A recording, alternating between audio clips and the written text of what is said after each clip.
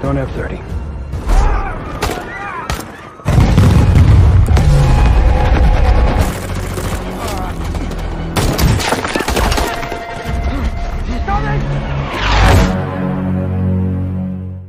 Halo cuy, kembali lagi bersama gua BDM. Di video kali ini gua akan merangkum alur cerita film berjudul Land of Bad tahun 2024. Tanpa basa-basi lagi di awal, kita langsung saja ke alur cerita filmnya.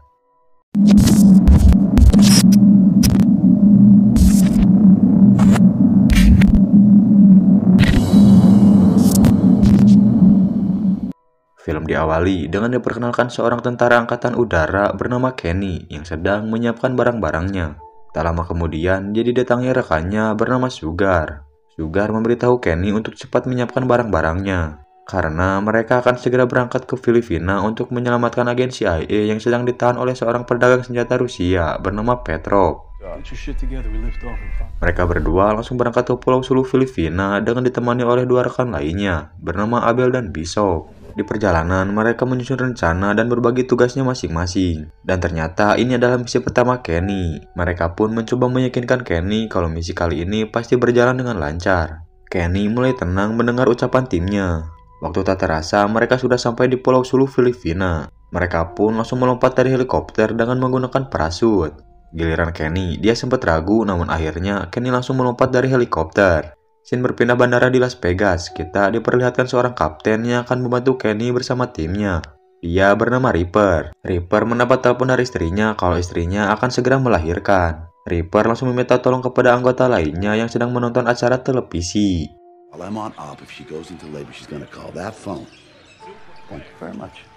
Reaper pun langsung menuju ke ruang kerjanya. Reaper langsung meluncurkan drone untuk memantau situasi Kenny bersama timnya. Kembali ke Kenny, dia sudah mendarat di pesisir pantai. Mereka pun langsung berjalan menuju tempat yang dimana agen CIA ditahan. Sepanjang perjalanan, mereka mengobrol satu sama lain. Ketika sedang mengobrol, Abel melihat pergerakan. Kenny menyuruh Reaper untuk segera melihat situasi di depannya. Ketika Reaper memindahkan drone miliknya, drone-nya langsung error. Mau tidak mau, drone-nya harus kembali untuk diservis. Kenny beserta timnya langsung bergerak mendekati ke pergerakan yang dimaksud oleh Abel. Dan tiba-tiba...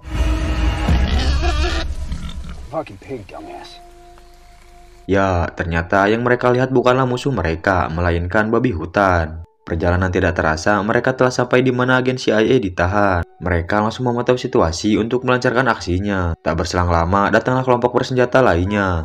Kelompok itu bernama Abu Sayyaf yang dipimpin oleh Hashimi. Mereka pun langsung membuat strategi untuk memantau pergerakan lawan. Sugar mengajak Bishop untuk pergi ke tebing bersama dirinya, sementara Abel dan Kenny berjaga di seberang Sugar. Beralih ke Reaper, dia meluncurkan drone yang sudah diperbaiki dan menanyakan lokasi di mana Kenny beserta timnya berada. Kembali ke Kenny, mereka melihat Hashimi membantai kelompok dari Petrov. Kelompok Hashimi membawa istri dan anak Petrov untuk dieksekusi. Yang pertama dieksekusi adalah istri Petrov. Melihat itu, Kenny meminta Reaper untuk meluncurkan bom yang ada di drone miliknya. Reaper langsung meluncurkan bom dan butuh waktu 30 detik untuk sampai ke lokasi mereka. Karena kelamaan dan si anak ingin dipenggal, Abel langsung menembak kaki Hashimi. Benar saja, ketika sudah menembak, bom baru saja sampai di lokasi mereka.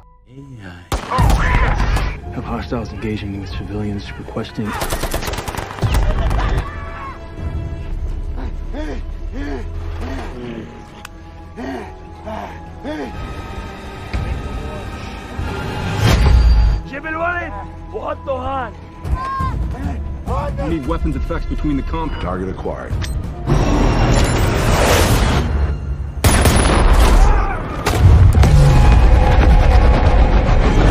Untungnya si bocil berhasil kabur, akan tetapi tepat di bawah Kenny bersembunyi itu adalah jalan rahasia menuju markas teroris. Mau tidak mau, mereka langsung menembak teroris tersebut.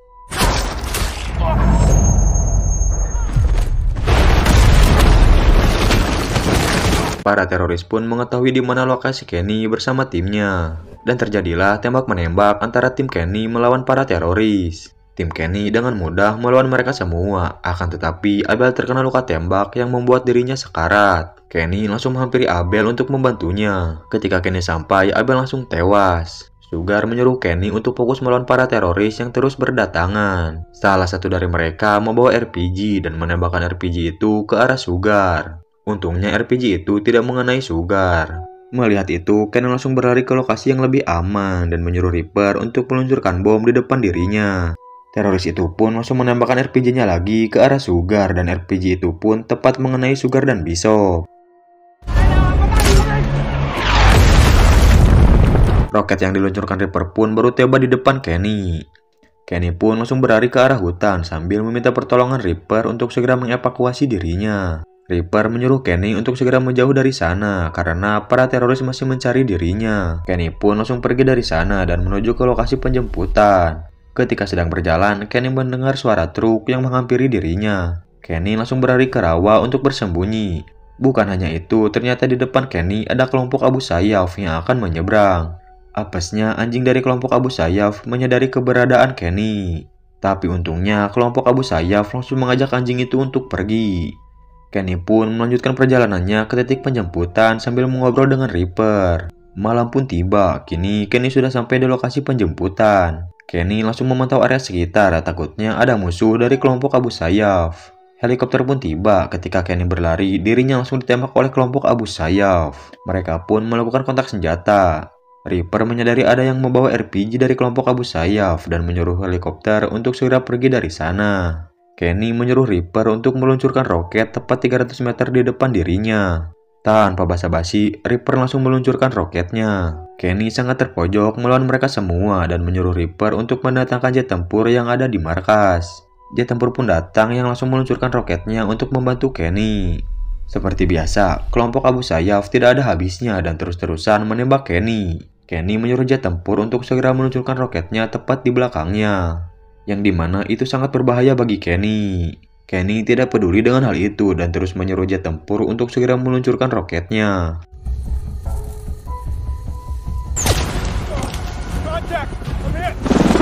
Playboy, are you injured?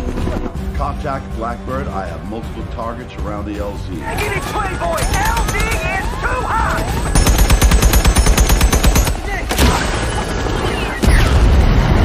Reaper, needs a bomb 300 meters to the west. Cleared hot.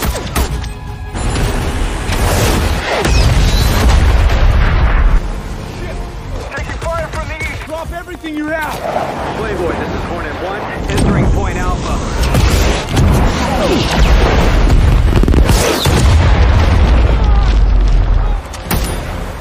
The fire on the west front. You're cleared hot! LPS, this one is going to be danger close. Drop it, you're cleared hot.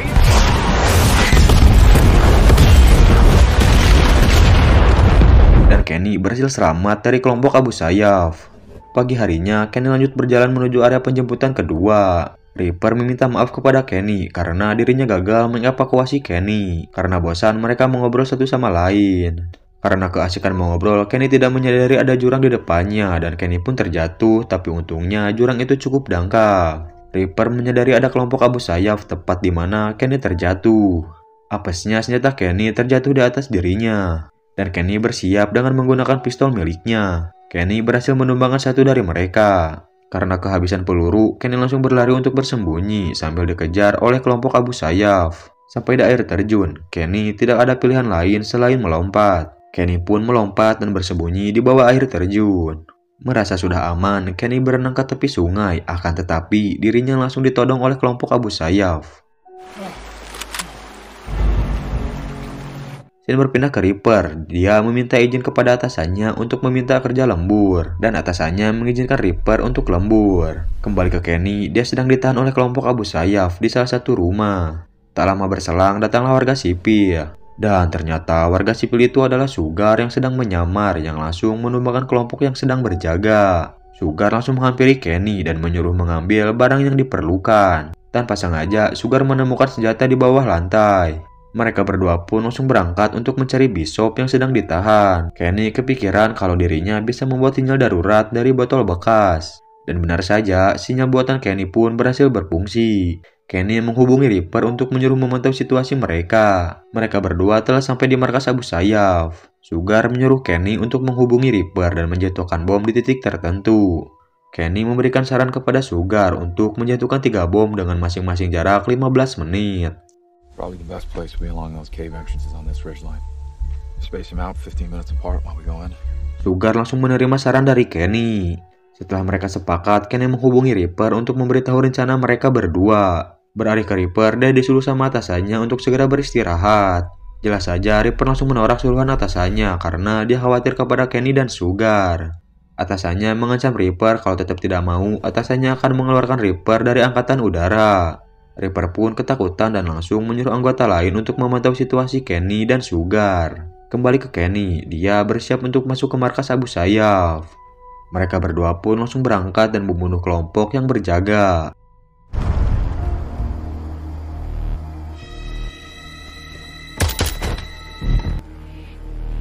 Ketika baru saja masuk, mereka melihat 2 orang kelompok Abu Sayyaf yang sedang menonton televisi. Dengan keahliannya, Sugar mampu menumbangkan salah satu dari mereka. Akan tetapi dirinya ketahuan oleh orang satunya lagi. Mendengar ada keributan, datang 1 orang yang langsung melawan Kenny. Mereka berdua dengan mudah menumbangkan lawan mereka. Tiba-tiba dari belakang Sugar datang lagi 1 orang yang langsung menembak mereka berdua. Karena tidak ahli atau tidak bisa merenannya, senjata orang itu mengalami macet yang langsung dimanfaatkan oleh mereka berdua dengan mendorong meja ke arah orang itu sampai orang itu terlempar keluar.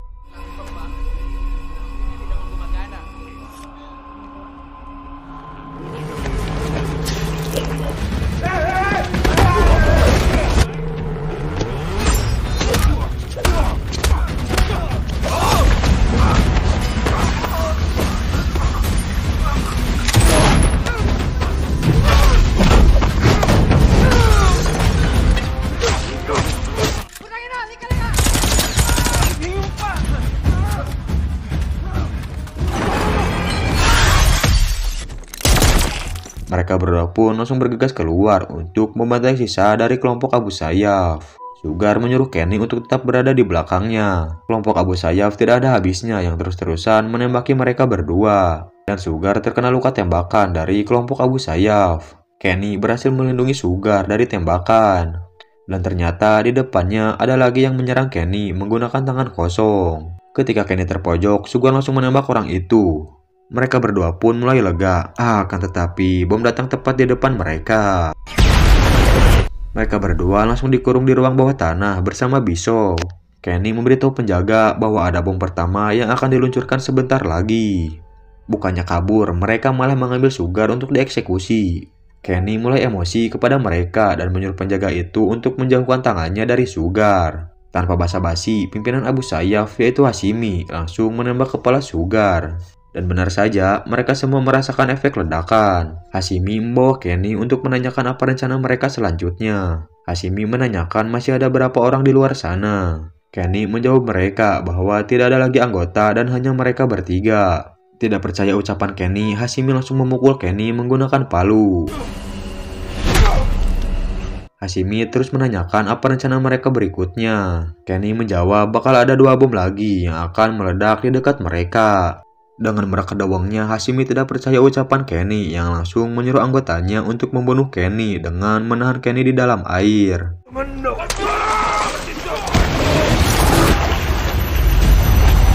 Tak lama berselang, bom kedua pun meledak dengan efek yang sangat dahsyat dan meruntuhkan sebagian bangunan di sana.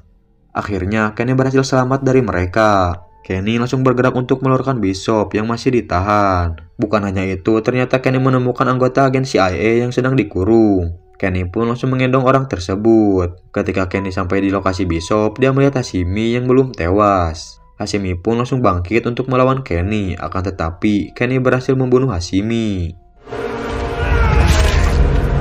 Kenny mengambil radio milik Hashimi. Karena waktu dengan bom ketiga semakin mepet, mau tidak mau mereka semua harus berlari. Di tengah perjalanan, Kenny mencoba menelpon markasnya untuk mencari Reaper. Salah satu anggota langsung memberitahu nomor telepon Reaper dan langsung menutup telepon.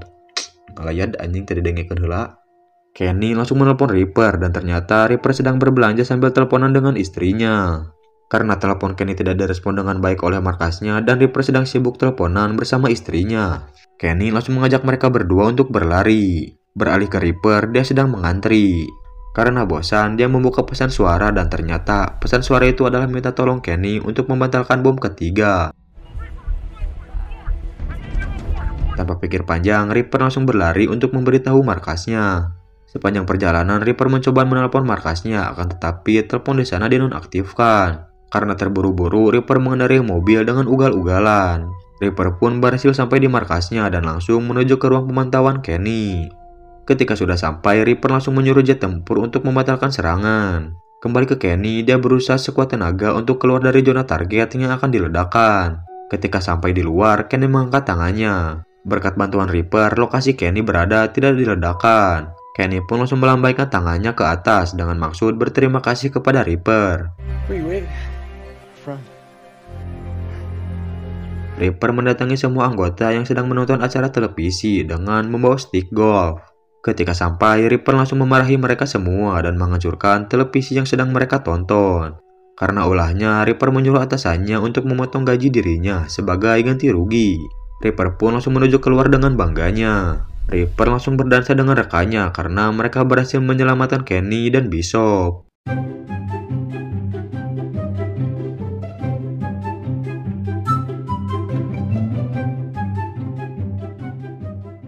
Kembali ke Kenny, dia berhasil dievakuasi. Dan film pun tamat.